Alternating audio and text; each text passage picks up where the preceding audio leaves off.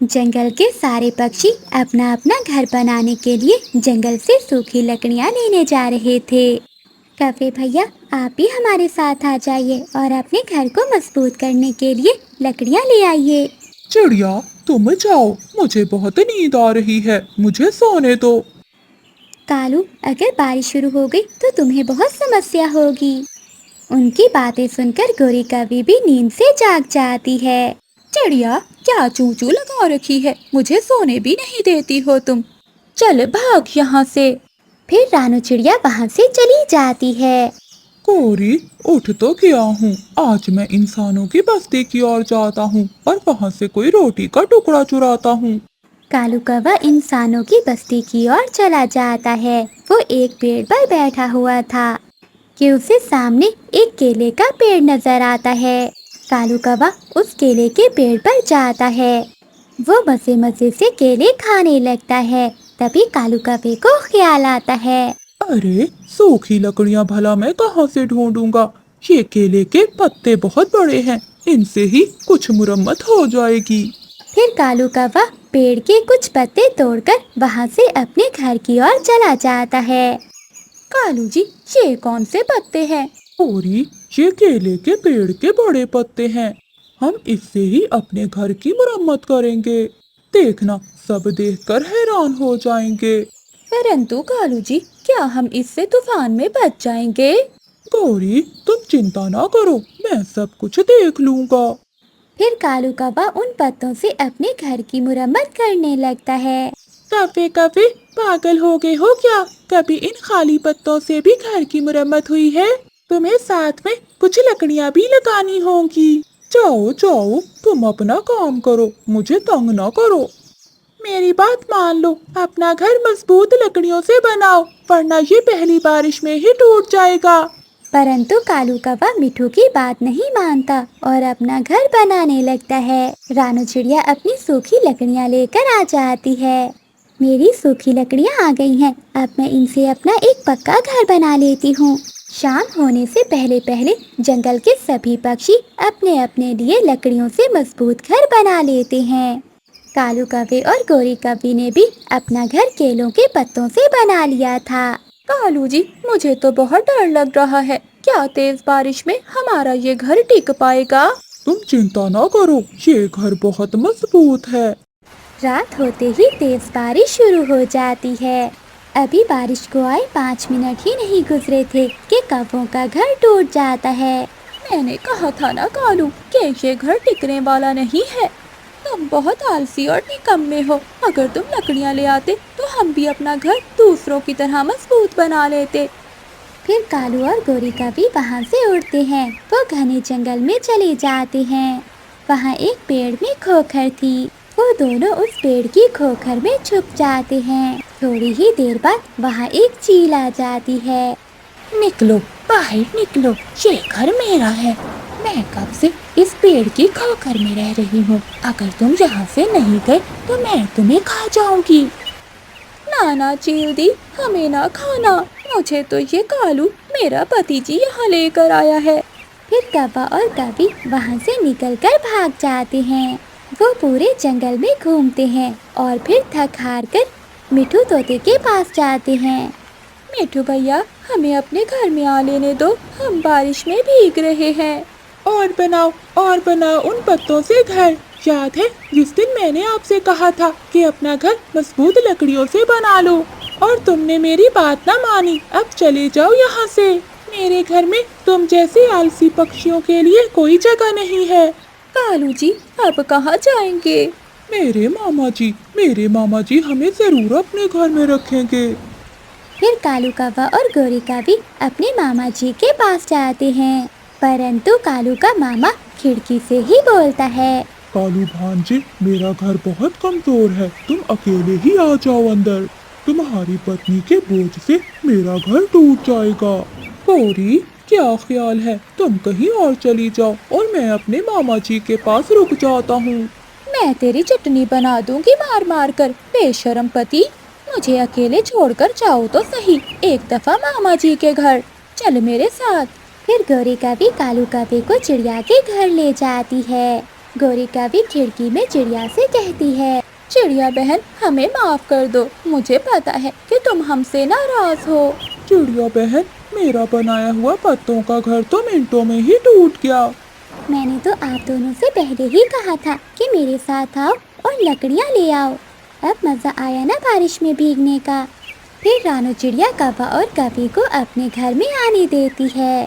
चिड़िया, मैं समझा कि मेरा पत्तों का घर देखकर सब हैरान हो जाएंगे, परंतु वो तो बारिश होते ही टूट गया। कालू, पत्तों से भी घर मजबूत बनता है, लेकिन तुम्हें बनाने का तरीका नहीं आया। अगर तुम पत्तों के साथ साथ लकड़ियाँ भी इस्तेमाल करते तो तुम्हारा घर हमसे भी ज्यादा मजबूत बनता। कालू जी, अब चुप कर बैठ जाओ। बड़ा आया पत्तों से घर बनाने वाला। फिर रानू चिड़िया हंसने लग जाती है। वो कौवों को दाना देती है। पहाड़ों वाले जंगल में चील की मकई की फसल तैयार थी। उसे फसल की कटाई करनी थी, इसलिए वो जंगल में अपनी पुरानी दोस्त चिड़िया के पास जाती है। चिड़िया, मेरी मकई की फसल तैयार है। अगर तुम मेरी मकई की कटाई में मदद करो तो मैं तुम्हें एक पूरी गठरी मकई की दूंगी। चील दी, मुझे और क्या चाहिए। मैं सुबह ही आकर आपके खेत में मकई की कटाई शुरू कर दूंगी। ठीक है चिड़िया, अगर कोई और पक्षी आना चाहे तो उसे भी साथ ले आना। ठीक है चील दी।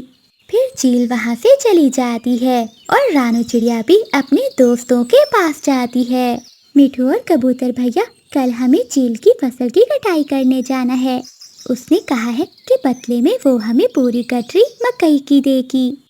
हाँ चिड़िया, ये तो बहुत अच्छा है। अगर हमें मकई मिल जाए तो हमें भोजन की खोज नहीं करनी पड़ेगी। तो ठीक है, तुम दोनों तैयार रहना, सुबह होते ही हम चले जाएंगे।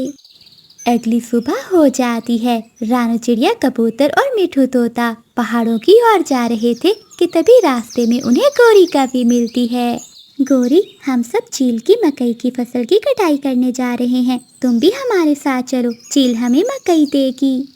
ऐसी मेहनत के काम मुझसे नहीं होते। 4 दानों के लिए धूप में मरो ना बाबा ना, मुझसे नहीं होता ये सब। ठीक है गौरी, जैसी तुम्हारी मर्जी। चलो चिड़िया, हम चलते हैं। फिर वो तीनों दोस्त आगे बढ़ते हैं। जल्द ही वो पहाड़ों के पास पहुंच जाते हैं। वो चील के मकई के खेत में जाकर अपना काम करना शुरू कर देते हैं। कबूतर, मिठू तोता और रानू चिड़िया फसल की कटाई करते हैं। वो तीनों दोपहर तक काम करते हैं और फिर थोड़ी देर आराम करने के लिए एक पेड़ की छांव में बैठ जाते हैं। मिठू और कबूतर भैया, आप दोनों यहाँ बैठो, मैं नदी से पानी का मटका भर लाती हूँ। ठीक है चिड़िया बहन, तुम जल्दी से पानी ले आओ और फिर से हम अपना काम शुरू कर देते हैं। फिर रानू चिड़िया नदी से पानी ले आती है और वो तीनों पानी पीकर फिर से अपने काम में लग जाते हैं। ऐसे ही शाम हो जाती है। चील दी भी अपने खेत में आ जाती है। चिड़िया, तुमने तो कमाल कर दिया। मेरी सोच से भी ज्यादा काम किया है तुम तीनों ने। चील दी, हम सुबह मुंह अंधेरे ही आ गए थे। हम तीनों दोस्तों ने काम को बांट लिया था, इसलिए काम जल्दी हो गया। चिड़िया बहन, अब चलते हैं, जाते जाते हमें रात हो जाएगी। रुको पक्षियों, मैं तुम्हें तुम्हारी मेहनत का सिला देती हूँ। फिर चील दी चिड़िया, कबूतर और मिठू तोते को एक बड़ी गठरी मकई की दे देती है।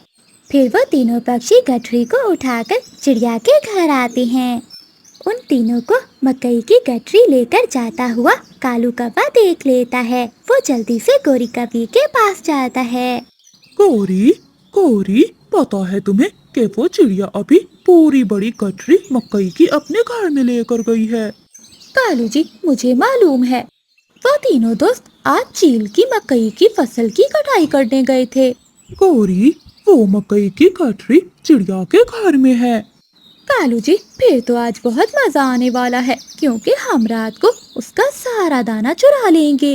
ये सुनकर कालू कौवा भी हंसने लग जाता है। थोड़ी देर बाद आसमान पर गहरे बादल छा जाते हैं और तेज बारिश शुरू हो जाती है। मिठू और कबूतर भैया, रात बहुत हो गई है और बहुत तेज बारिश भी हो रही है। आज की रात आप दोनों यहीं रुक जाएं। सुबह होते ही आप दोनों अपना अपना दाना लेकर अपने घर चले जाना। हाँ चिड़िया बहन, तुम ठीक कहती हो। ऐसी बारिश में भला हम घर कैसे जाएंगे? हाँ मिठू, तुम ठीक कह रही हो। अगर ऐसी बारिश में गए तो हमारा दाना खराब हो जाएगा। हम सुबह होते अपना अपना हिस्सा लेकर चले जाएंगे। फिर वो तीनों दोस्त सो जाते हैं।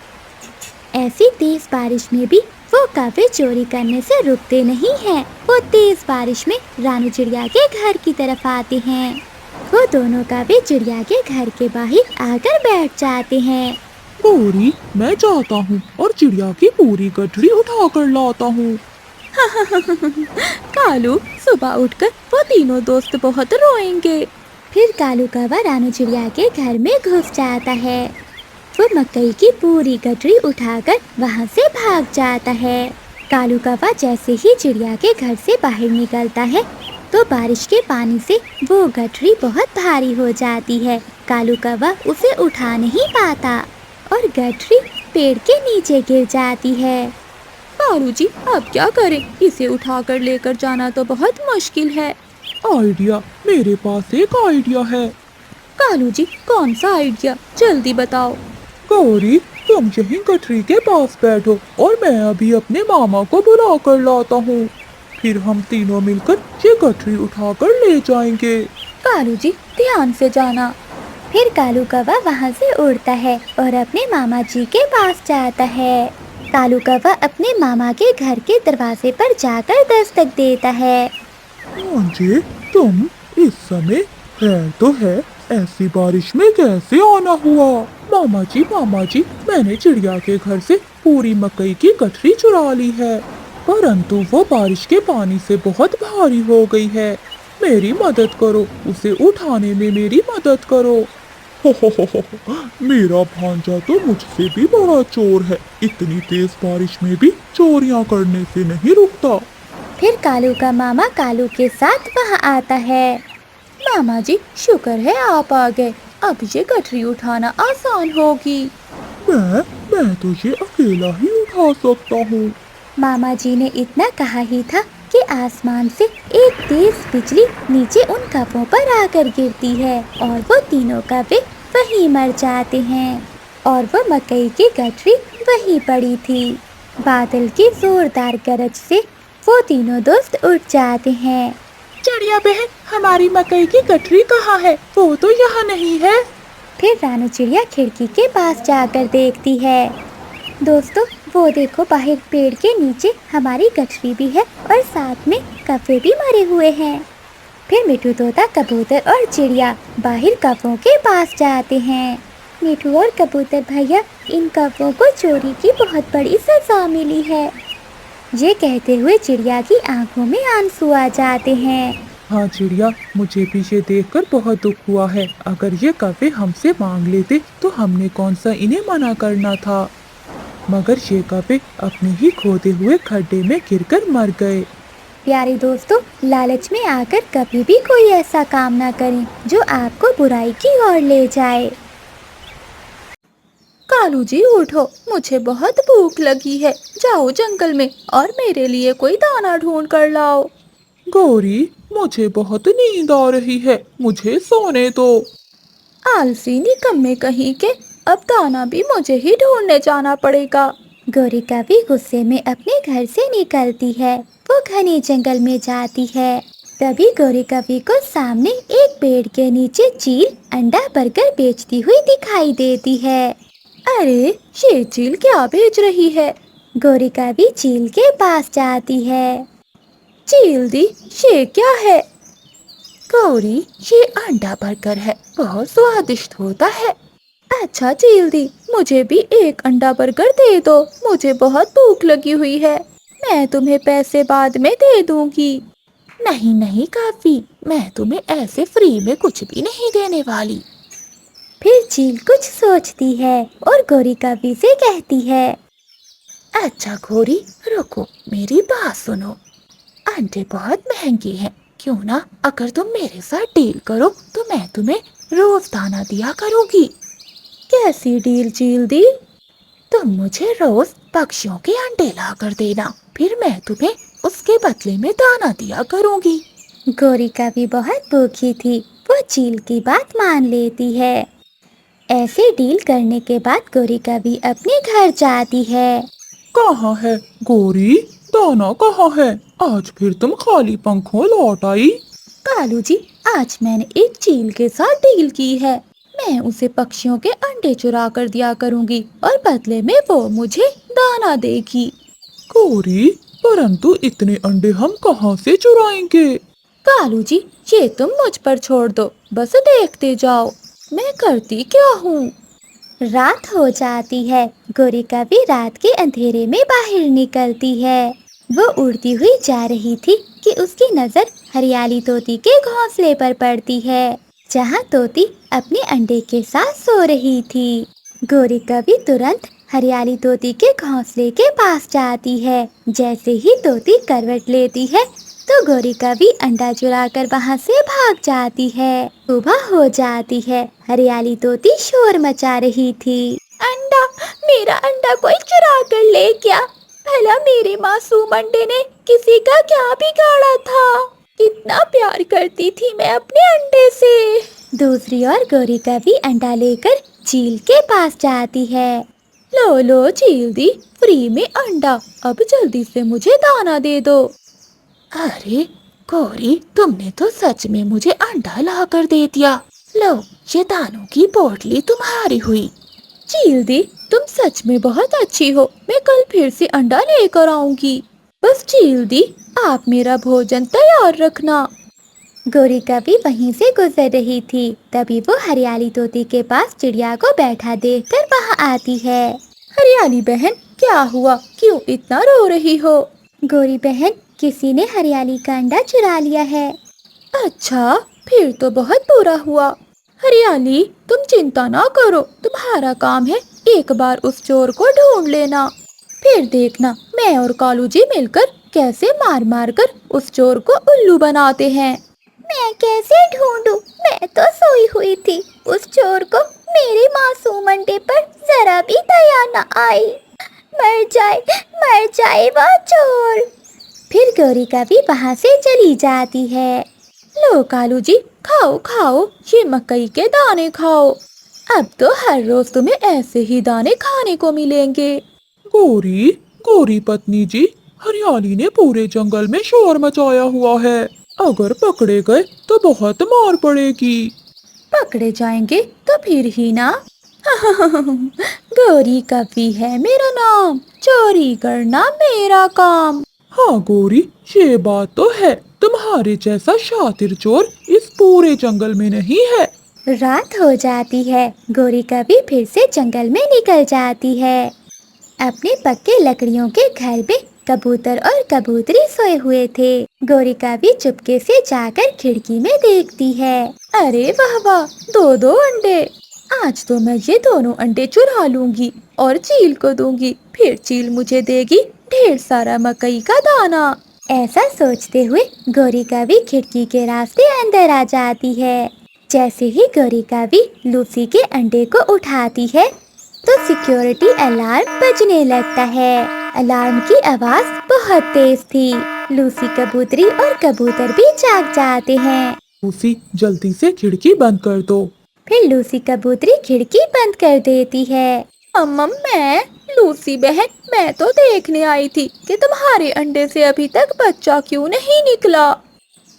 अच्छा, तुम डॉक्टर हो ना, इसलिए कबूतर जी इसकी अच्छे से धुलाई कीजिए। फिर कबूतर एक बड़ा सा डंडा उठा लेता है। लूसी और कबूतर मिलकर गौरी कवि को बहुत मारते हैं। बचाओ, कोई मुझे बचाओ। कालू जी, बचाओ मुझे। अरे, ये तो गौरी की आवाज है। लगता है गौरी पकड़ी गई। रानो चिड़िया भी नींद से उठ जाती है। अरे, ये तो गौरी की आवाज है, मैं जाकर देखती हूँ। फिर सभी पक्षी वहाँ आ जाते हैं। ये कवि दोषी है, इसे मत छोड़ना। अगर इसे छोड़ा तो ये कल को किसी और के अंडे भी चुरा लेगी। हरियाली बहन, तुम चिंता नहीं करो, दोषी को जरूर सजा मिलेगी। मुझे पता था कि जिसने हरियाली का अंडा चुराया है वो मेरा अंडा भी चुराने आ सकता है, इसलिए मैंने अपने घर में सिक्योरिटी अलार्म लगा रखा था। बेशरम, गंदी कवि, मारो इसे मारो। फिर वो सभी पक्षी गोरी कवि को मार मार कर उसके पंख तोड़ देते हैं और उसे उठाकर बाहर फेंक देते हैं। ऐसे गोरी कवि को उसके किए की सजा मिलती है। चिड़िया और गोरी कवि में पुरानी दोस्ती थी। वो दोनों एक दूसरे की पड़ोसी भी थी और दाना लेने भी एक साथ जाया करती थी। गोरी दोस्त, आज किस ओर जाना है दाना लेने? चिड़िया, आज इन पहाड़ों की दूसरी ओर जाते हैं। सुना है एक खेत में दाने हैं। वहाँ कोई खतरा तो नहीं होगा? चिड़िया बहन, हम पक्षियों के लिए तो खतरा ही खतरा होता है। हम ध्यान रखेंगे और दाना लेकर जल्दी से वापस लौट आएंगे। फिर गोरी कवि और रानू चिड़िया वहाँ से उड़ती हैं। वो पहाड़ों की ओर दूसरी तरफ खेत में पहुँच जाती हैं। रानू चिड़िया खेत में दाना ढूंढ लेती है। गोरी बहन, जल्दी करो, मुझे ये जगह ठीक नहीं लगती। चिड़िया, एक दाना और एक दाना मैं ढूंढ लूं। तभी आसमान से एक चील बिजली की तेजी की तरह आती है। वो चिड़िया को अपने पंजों में दबोच लेती है। गोरी कवि थोड़ी दूर थी। वो उड़कर एक पेड़ की खोखर में छुप जाती है।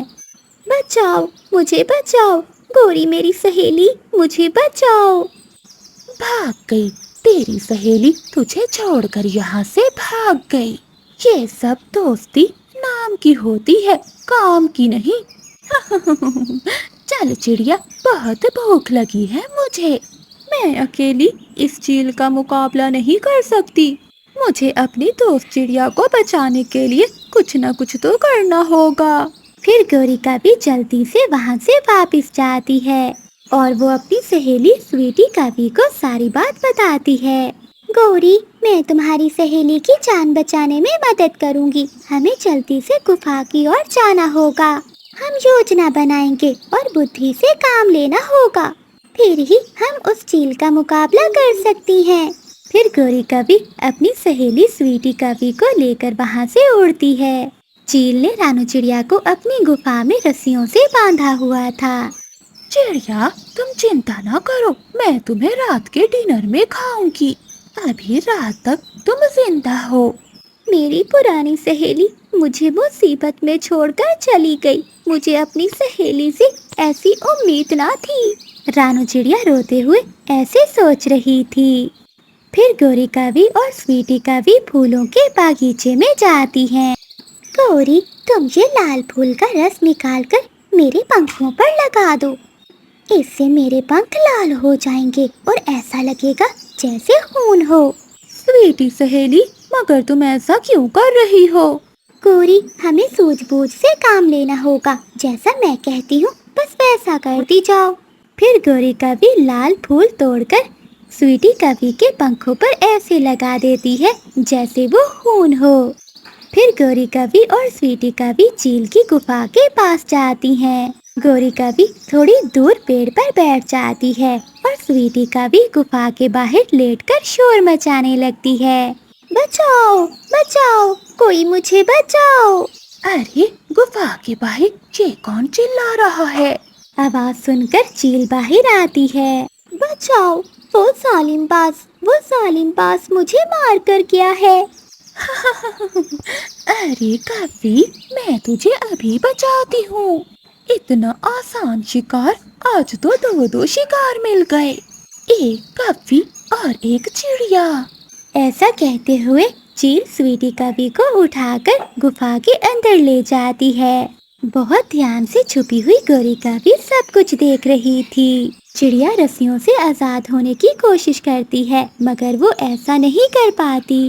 अरे, इस कवि को तो बांधने की भी जरूरत नहीं है, थोड़ी देर में तड़प तड़प कर मर जाएगी। फिर स्वीटी कवि अपनी सांसें रोक लेती है और आंखें बंद कर लेती है और मरने का नाटक करती है। लो, ये तो मर गई। अब तो इसे मारना भी नहीं पड़ेगा। भला हो उस बाज का जो मुझे अपना शिकार गिफ्ट करके चला गया। मुझे छोड़ दो चील, इस कवि को खाकर तो तुम्हारा पेट भर जाएगा। मुझे जाने दो, मुझे बहुत दर्द होगा जब तुम मुझे मारकर खाओगी। चिड़िया, तुम चिंता नहीं करो, मैं तुम्हारा काम आसान कर दूंगी, तुम्हारी आंखों पर पट्टी बांध के। बाहर से किसी चीज के गिरने की आवाज आती है। अरे ये कैसी आवाज है? चील जल्दी से बाहर जाती है। गोरिका भी गुफा के ऊपर बैठी हुई थी। उसने वो पत्थर जानबूझकर गिराया था ताकि चील बाहर आ सके। स्वीटिका भी जल्दी से उठकर चिड़िया की रस्सियाँ खोल देती है। चलो चिड़िया, पत्थर के पीछे छुप जाती हैं। अरे यहाँ बाहर तो कोई भी नहीं है। जैसे ही चील वापस जाने लगती है तो गोरिका भी एक बड़ा पत्थर ऊपर से नीचे फेंकती है, जो सीधा जाकर चील के सर पर लगता है और चील वहीं मर जाती है। दोस्तों बाहर आओ, चील मर गई है। देखा गोरी, अगर अकल से काम ले तो हम कुछ भी कर सकते हैं। गोरी बहन और स्वीटी बहन, आप दोनों का बहुत बहुत शुक्रिया। मुझे तो लगा था कि गोरी तुम मुझे छोड़कर भाग गई हो। चिड़िया बहन, भला कोई दोस्त अपनी दोस्त को कैसे मुसीबत में छोड़ सकता है, जैसे मेरी ये दोस्त स्वीटी का भी। स्वीटी, तुम्हारा बहुत बहुत धन्यवाद, तुमने मेरी दोस्त की जान बचाई। फिर वो तीनों सहेलियां खुशी खुशी वापस अपने जंगल की ओर चली जाती हैं। प्यारे दोस्तों, इस कहानी से हमें सीख मिलती है कि हमें मुश्किल के समय हमेशा अपने दोस्तों की मदद करनी चाहिए। घोंसले लो, गरम गरम कपास से बने हुए नरम नरम घोंसले लो। ऐसे गोरिका भी ठेले पर घोंसले लिए पूरे जंगल में बेच रही थी। रुको गोरी, मुझे मेरी हरियाली के लिए एक नरम सा घोंसला दे दो। हाँ हाँ, क्यों नहीं मिठू, ये लो, ये बहुत नरम घोंसला है। 10 दाने चावल केवल दाम है इस घोंसले का। फिर मिठू तोता 10 दाने चावल के देकर वो घोंसला ले लेता है। मिठू तोता वो घोंसला अपने घर में ले जाता है। हरियाली तोती भी नदी से पानी पीकर आ जाती है। अरे वाह मिठू जी, आज तो आप मेरे लिए एक नया घोंसला लेकर आई हैं। मेरी सुंदर पत्नी का घोंसला टूट गया था ना, इसलिए मैं तुम्हारे लिए ये नरम नरम घोंसला लेकर आया हूँ। मिठू जी, आप बहुत अच्छे हैं। आज रात मुझे सोने में बहुत मजा आएगा। रात हो जाती है। गौरी, वो कांटों वाला घोंसला किसे बेचा है? वो मोटी चोंच वाला लेकर गया है अपनी पत्नी के लिए। गौरी, फिर तो आज हरियाली सोने वाली नहीं है। मिठू जी, मुझे ये घोंसला नीचे से चुभ रहा है। हरियाली, ये तुम क्या कह रही हो? मैंने ये घोंसला आज ही खरीदा है। मिठू जी, मैं झूठ नहीं बोल रही, मेरे पंखों में कुछ चुभ रहा है। फिर मिठू तोता घोंसले को खोलकर देखता है। उस दुष्ट कवि ने मुझे कांटों वाला घोंसला दे दिया है और मुझसे 10 दाने चावल भी ले लिए। मिठू जी, वो कवि बहुत बुरे हैं, आपको उनसे घोंसला नहीं लेना चाहिए था। अगली सुबह हो जाती है। कालू कौवा और गोरी कौवी आराम से अपने घर में सोए हुए थे कि दरवाजे पर दस्तक होती है। ये सुबह सुबह कौन आ गया हमारे दरवाजे पर? रुको रुको, क्या अब दरवाजा तोड़ोगे? कालू कौवा दरवाजा खोलता है। कालू, गौरी कहाँ है? उसे बाहर भेजो। मेरी पत्नी अभी सो रही है, बताओ क्या काम है तुम्हें? कालू, मैंने कल गौरी से नरम घोंसला लिया था, मगर उसने मुझे कांटों वाला घोंसला दिया है। उसे कहो कि ये अपना घोंसला रख ले और मेरे 10 दाने चावल मुझे वापस कर दे। मोटी चोंच वाले, शक्ल देखी है अपनी? हम बेचे हुए घोंसले वापस नहीं लेते। 10 दाने चावल के बदले क्या तुम्हें मैट्रेस वाला बेड दे दे? नाराज होकर मिठू तोता वहाँ से चला जाता है। कालू जी, चला गया क्या वो मोटी चोंच वाला? मैं सब सुन रही थी। हाँ गौरी, भगा दिया मैंने। कालू जी, मैंने भी आपसे कई बार कहा है कि घोंसलों में थोड़ी सी घास ही लगा दिया करो, परंतु तुम तो सारे घोंसले कांटों से ही बनाते हो। गौरी, कांटे आसानी से मिल जाते हैं और घास लेने के लिए दूर नदी पर जाना पड़ता है। तुम्हें तो पता है कि मुश्किल काम मुझसे नहीं होता। दूसरे दिन गोरी कौवी फिर से निकलती है। घोंसले, नरम नरम कपास से बने हुए गरम गरम घोंसले लो। मम्मा, मेरा घोंसला टूटा हुआ है, आप मुझे गोरी आंटी से नया घोंसला ले दें। गुड़िया बेटी, 1 नंबर के बेकार घोंसले हैं उस कवि के पास। मम्मा, आप मुझे नया घोंसला लेकर ही नहीं देना चाहती, इसलिए आप अब बहाने बना रही हैं। अपनी गुड़िया की बात सुनकर रानू चिड़िया घर से बाहर निकलती है। गौरी बहन, तुम 2 दाने चावल ज्यादा ले लो, मगर मेरी बेटी गुड़िया के लिए कोई नरम सा घोंसला दे दो। ये चिड़िया, ये वाला घोंसला ले लो, इसमें नरम नरम कपास है, तुम्हारी गुड़िया आराम से सोएगी। फिर रानू चिड़िया गौरी कभी से वो घोंसला ले लेती है। वो अभी अपने घर जा ही रही थी कि आधे रास्ते में वो घोंसला टूटकर नीचे गिर जाता है। ये देखकर रानू चिड़िया वापस गौरी कभी के पास जाती है। गौरी की बच्ची, वो तो रास्ते में ही टूट गया है। क्या क्या टूट गया है? जो घोंसला तुमने मुझे दिया है वो रास्ते में ही टूट गया है। तो मैं क्या करूं? चल भाग यहाँ से छोटी चिड़िया।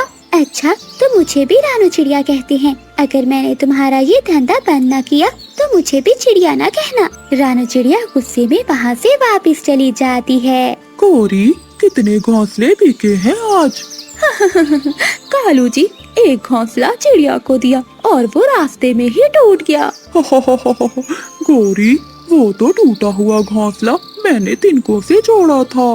कालू जी, बस तुम ऐसे ही मुझे घोंसले बनाकर देते रहो और मैं जंगल में बेचती रहूंगी। देखना, हम बहुत अमीर हो जाएंगे।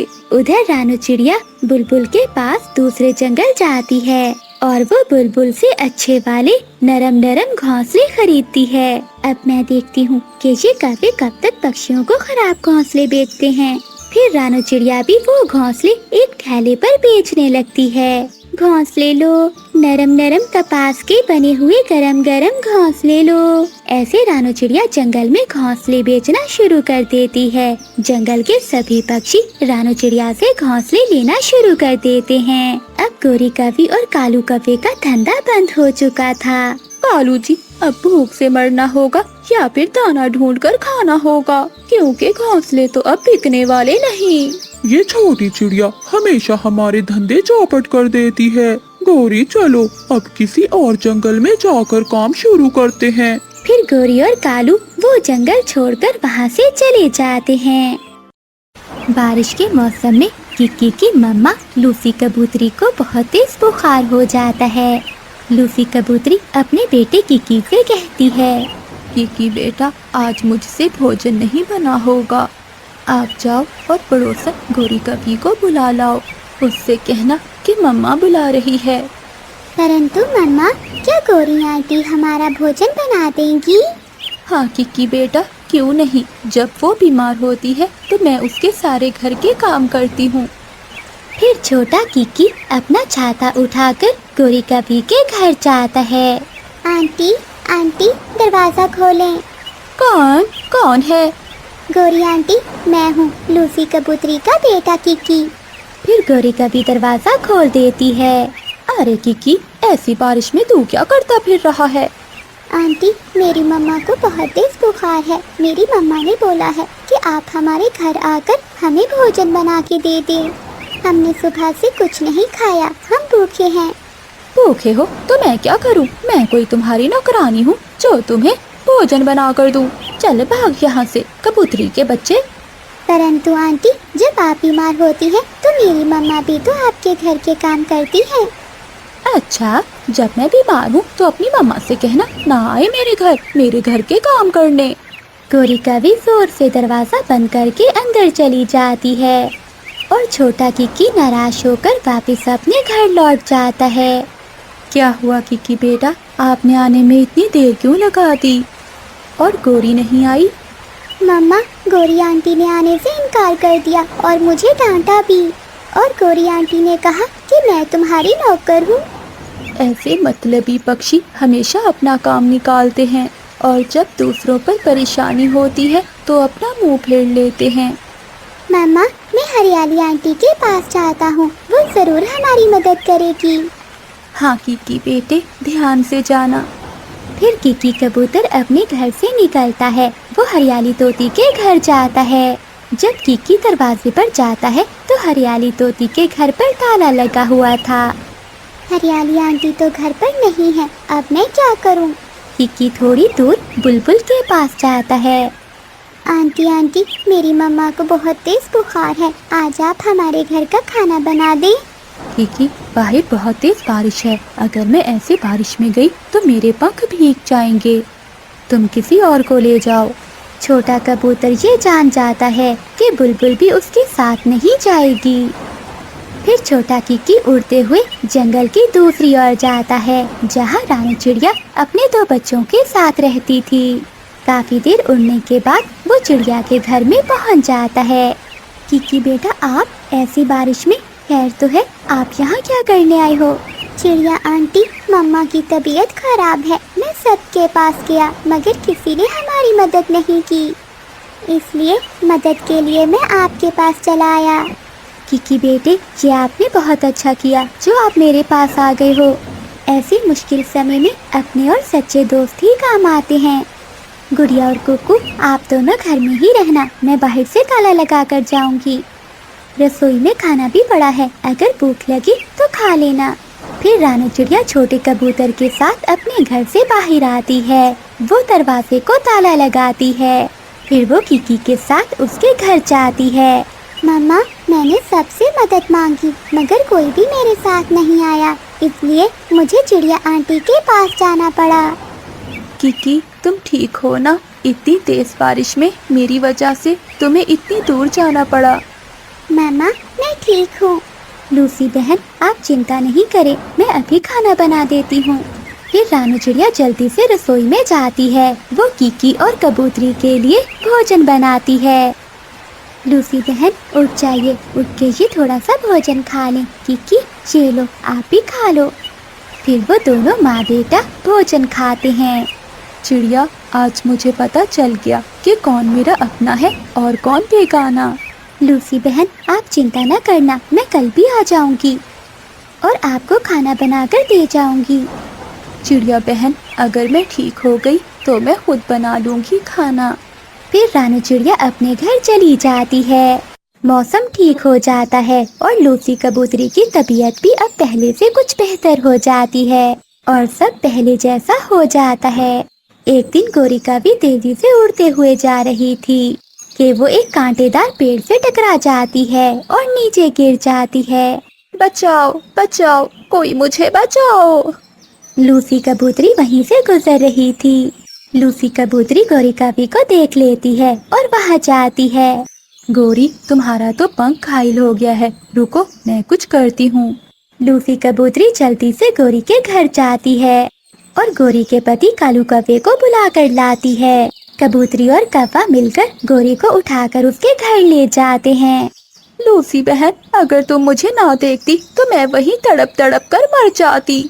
हाँ गोरी बहन, मगर मुझे याद है जब मेरा बेटा बारिश में तुम्हारे पास आया था, तुमने उसे धक्के देकर अपने घर से निकाल दिया था। बताओ आटा कहाँ है? अगर मैं आई हुई हूँ तो तुम्हारी रोटी भी बना कर देती हूँ। रसोई में।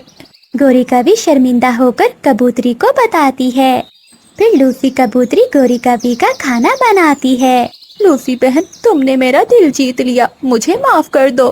मैं भी खुद को बदल लूंगी और दूसरों की हमेशा मदद करूंगी। गोरी बहन, मुश्किल वक्त एक दूसरे पर आता जाता ही रहता है, लेकिन अगर हम एक दूसरे की मदद करें तो हर मुश्किल आसान हो जाती है। फिर लूसी कबूतरी अपने घर चली जाती है। गोरी और कालू अपने घोंसले में सोए हुए थे कि दरवाजे पर जोर जोर से दस्तक होती है। आवाज सुनकर गोरी कवि की आंख खुल जाती है। उठो उठो कालू, देखो बाहर कौन आया है। गोरी, मुझे बहुत नींद आ रही है। जब तुम उठ ही गई हो तो जाओ बाहर जाकर भी देख लो। निकम्मे कहीं के, कभी भी कोई काम नहीं करते। अब लगता है मुझे ही जाकर देखना होगा। गोरी कवि गुस्से में दरवाजा खोलती है तो सामने रानू चिड़िया और उसके दो बच्चे बैठे हुए थे। क्या हुआ चिड़िया, जब देखो मुंह उठाकर चली आती हो। बताओ क्या काम है? गोरी, मुझे आपकी मदद चाहिए थी। मदद? कौन सी मदद? गोरी, आज मैं सारा दिन जंगल में दाना ढूंढती रही मगर मुझे कहीं से भी दाना नहीं मिला। गुड़िया और कुकू ने भी कल से कुछ नहीं खाया। आपके पास तो ढेर सारा अनाज है, आप हमें 2 दाने ही खाने के लिए दे दें। अरे वाह वाह चिड़िया, मैंने यहाँ कोई धर्मशाला खोल रखी है क्या? जिसको भूख लगती है मुंह उठाकर मेरे पास चला आता है। चल भाग जा चिड़िया, मैंने वो दाना अपने लिए जमा करके रखा है, ना कि तुम गरीब पक्षियों के लिए। गोरी का भी दरवाजा बंद कर लेती है और अंदर जाकर घोंसले में फिर से सो जाती है। गौरी, कौन था बाहर? कालू जी, भला कौन हो सकता है? अमीर पक्षी देखते ही मुंह उठाकर चले आते हैं। भिखारी पक्षी था कोई। बच्चों, गौरी ने दाना देने से मना कर दिया है। लगता है अब हमें दाना लेने के लिए दूसरे जंगल जाना होगा। मम्मा, आप चिंता नहीं करें, मैं और भैया मिलकर आपकी मदद करेंगे। रानू चिड़िया अपने दो छोटे छोटे बच्चे साथ लेकर दूसरे जंगल जा रही थी कि रास्ते में तेज बारिश शुरू हो जाती है।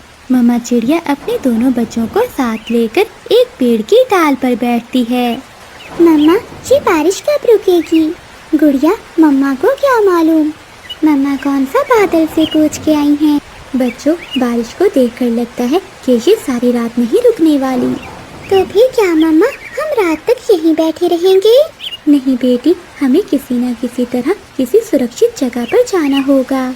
मम्मा, वो देखिए, सामने घर है किसी का, हम वहीं चले जाते हैं। अगर कोई दयालु पक्षी उस घर में हुआ तो वो जरूर हमारी मदद करेगा। हाँ गुड़िया, घर तो है, लेकिन तुम दोनों यहीं बैठो, मैं देख कर आती हूँ। फिर मम्मा चिड़िया उड़ती है और उस घर की ओर जाती है। रानू चिड़िया दरवाजे पर दस्तक देती है, परंतु अंदर से किसी की भी आवाज नहीं आती। मम्मा चिड़िया फिर से दस्तक देती है और फिर अंदर से एक कमजोर सी आवाज आती है। कौन है? दरवाजा खुला है, अंदर आ जाओ। रानू चिड़िया दरवाजे में से अंदर देखती है। अंदर तो घोंसले में एक चील लेटी हुई थी। अरे, ये तो चील है। रानू चिड़िया वापस मुड़ने लगती है तो चील आवाज लगाती है। चिड़िया, अंदर आ जाओ, मैं बहुत बीमार चील हूँ, मुझसे डरने की कोई जरूरत नहीं है। बच्चे बारिश में भीगकर बीमार हो जाएंगे, वैसे भी ये चील बूढ़ी और कमजोर है। ये सोचकर रानू चिड़िया घर के अंदर चली जाती है। चील माँ, मैं इस जंगल में अपने बच्चों के साथ दाना ढूंढने आई थी, तभी मैं अपने बच्चों के साथ इस बारिश में फंस गई। चिड़िया, तुम चिंता नहीं करो, मुझे बहुत खुशी होगी। तुम बारिश के रुकने तक मेरे घर में रह सकती हो। ये सुनकर मम्मा चिड़िया बहुत खुश हो जाती है। रानू चिड़िया अपने बच्चों को लेने जाती है। बहुत हिम्मत करके वो चील भी उठकर बैठ जाती है। ऐसा लग रहा था कि चिड़िया से बात करके उस बूढ़ी चील में थोड़ी ताकत आ गई हो। बच्चों, जल्दी चलो। मम्मा, वहाँ कौन रहता है? क्या कोई खतरा तो नहीं है? नहीं गुड़िया, वहाँ कोई खतरा नहीं है। वहाँ एक कमजोर और बीमार चील रहती है। चील का सुनकर बच्चे डर जाते हैं। मम्मा, वो चील तो हमें खा जाएगी। नहीं कुकू, वो चील बहुत कमजोर है। परंतु मम्मा, मांस खाने वाले पक्षी हमेशा शिकार ही करते हैं। नहीं बेटी, वो बेचारी उड़ नहीं सकती और तुम शिकार की बात कर रही हो। मामा चिड़िया बच्चों को लेकर चील के घर चली जाती है। चिड़िया, मुझे माफ करना, मेरे घर में कुछ भी खाने को नहीं है। अगर होता तो मैं तुम्हें जरूर देती। मम्मा, तो फिर ये चील भूखी होगी और भूखी चील खतरनाक हो सकती है। अरे, क्या बात कर रही है छोटी बच्ची? नहीं नहीं चील माँ जी, मेरी बेटी को आपका घर बहुत अच्छा लगा है। फिर गुड़िया और कुकू घोंसले में लेट जाते हैं और रानू चिड़िया चील से बात करने लगती है। आपको खाना कौन देकर जाता है? बेटी, क्या करूं, बूढ़ी हूँ, जब मिल जाए तो खा लेती हूँ।